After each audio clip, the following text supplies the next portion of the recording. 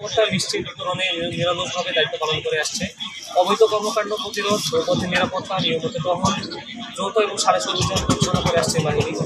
আসন্ন ঈদুল আজহা 2025 উপলক্ষে Bangladesh coast guard পশ্চিম zone খুলনার রূপসা, কয়রা, গড়িয়া, বাগেরহাটের মোংলা, শরৎখোলা এবং সাতক্ষীরা জেলার কৈখালীর গুরুত্বপূর্ণ লঞ্চ, খেয়া এবং ফেরিঘাট সমূহে জননিরাপত্তা প্রদানের লক্ষ্যে বিশেষ টহল, জনসচেতনতামূলক মাইকিং, লিফলেট বিতরণ, সন্দেহভাজন ব্যক্তি ও নৌযান সমূহে তল্লাশি এবং যাত্রীদের ব্যাগ স্ক্যান সহ নিরাপত্তামূলক কার্যক্রম পরিচালনা করছে।